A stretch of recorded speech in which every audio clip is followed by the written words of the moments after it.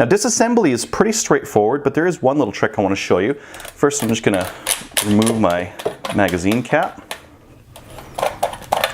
And as it's coming out, because it's kind of pinching, so if you were to just hold these and pull it out, it's not going to come out all the way.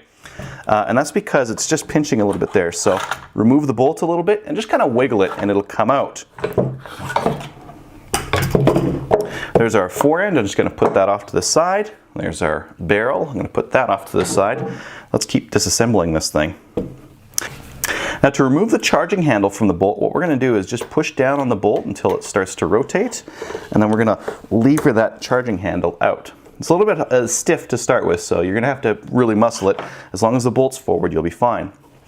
With that, our bolt and action spring are going to come out. Now this is one place that this differs from the Benelli M2, where the Benelli has the recoil spring in the buttstock. This one has it out front on the magazine tube, which is a bit simpler and obviously a little bit cheaper.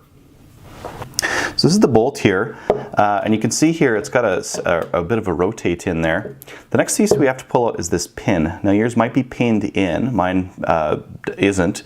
If it is pinned in, this little hole here can be used to drive it out the other side.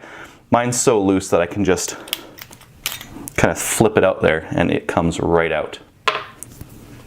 With that, the bolt will come out, as will the firing pin spring and the recoil spring that helps with the inertial action.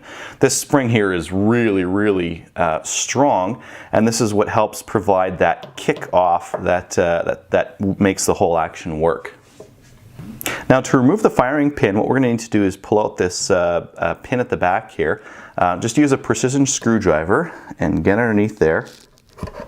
Careful, because there's a little bit of a rubber washer on there.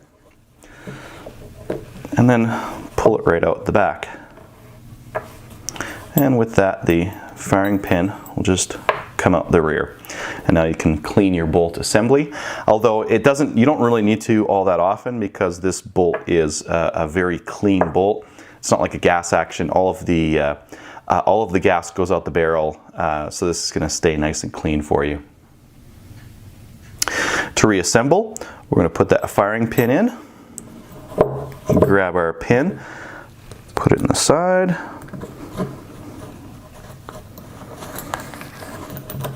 Now it's captured. Put our firing pin spring around the firing pin, complete with our inertial spring.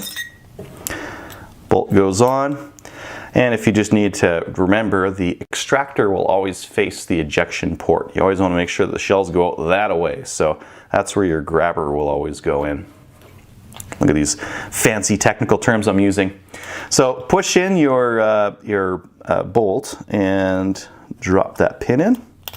And you should see that rotating action come back. And your bolt is reassembled.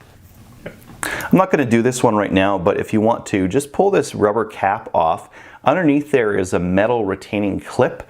If you've got some snap ring pliers, or you can even just lever it out with a flat head screwdriver, you'll be able to then pull it out. Be careful though, because it is going to be under a lot of pressure. This is a semi-automatic. It needs a lot of spring pressure to make sure that those rounds keep up with the action.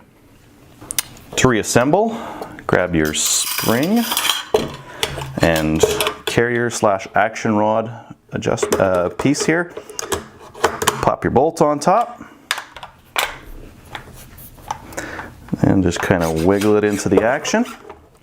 Once you've got that, push your bolt face in, grab your charging handle, pop it in there.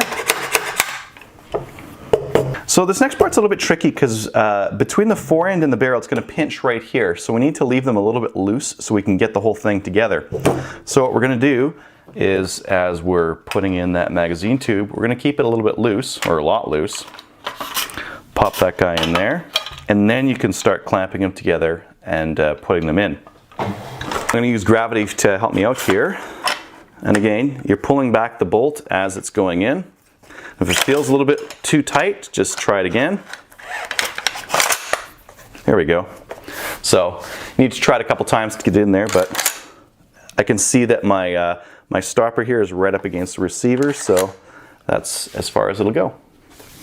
And lastly, throw on your magazine cap.